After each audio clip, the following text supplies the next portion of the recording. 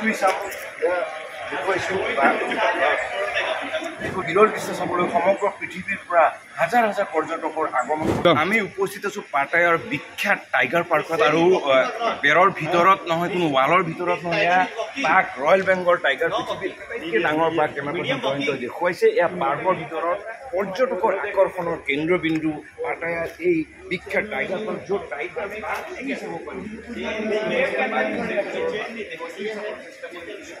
ভয় লাগে, তাৰ মাজতে মই চুই চাবলৈ চেষ্টা কৰি দুটাকৈ বাঘ এয়া দেখিবলৈ বাঘৰ কাষতে আমি উপস্থিত আছোঁ আৰু বাঘ আমি চুই চাওঁ দেখুৱাইছোঁ।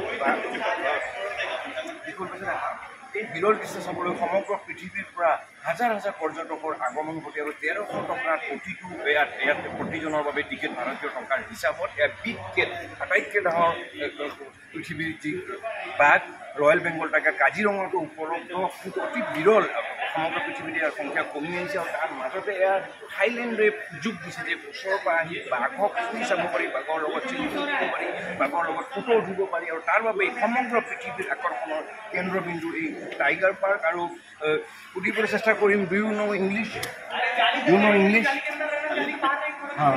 How is it possible, tiger? It's tiger, everyone afraid. We can take photo here. How is it possible?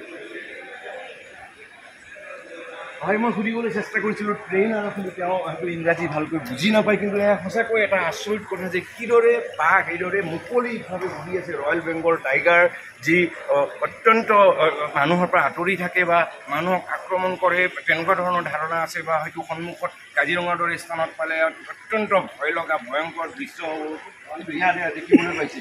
বাঘ আমি থকাৰ মাজতে আমি বাঘৰ দুটাকৈ বাঘৰ পৃথিৱীৰ আটাইতকৈ ডাঙৰ বাঘৰ মাজত আছোঁ ৰয়েল বেংগল টাইগাৰ। অতি সুবিধা থাইলেণ্ডে পৰ্যটনৰ বিকাশৰ বাবে কি ধৰণৰ ব্যৱস্থা গ্ৰহণ কৰিছে, ব্যতিক্ৰমী এক ব্যৱস্থা। বাঘৰ লগত ফটো উঠাৰ সুবিধা, বাঘৰ লগত চেলফি লোৱাৰ সুবিধা, বাঘৰ লগত ভিডিঅ', আৰু তাৰ বাবেই সমগ্ৰ পৃথিৱীৰ পৰ্যটক ইয়ালৈ আহে। আৰু এজন পৰ্যটকে 1300 পৰা 1400 টকা ইয়াত টিকেট দি হাজাৰ হাজাৰ টকা ৰাজহ সংগ্ৰহ কৰে। আৰু থাইলেণ্ডৰ বিকাশৰ আঁৰত পৰ্যটন আছে, আৰু অসমতো ব্যতিক্ৰমী দৃশ্য আছে, প্ৰাকৃতিক দৃশ্য আছে, বিভিন্ন পানী আছে, হয়তো ব্যতিক্ৰমী পদক্ষেপ। ঠিক বাঘৰ লগত চেলফি উঠা নহয়, তেনেধৰণৰ বেলেগ ধৰণৰ ব্যতিক্ৰমী পদক্ষেপ বন বিভাগে গ্ৰহণ কৰিব লাগিব, পৰ্যটন বিভাগে গ্ৰহণ কৰিব লাগিব, তেতিয়া হয়তো উত্তৰ পূৰ্বাঞ্চলৰ পৰ্যটনৰ বিকাশ হ'ব।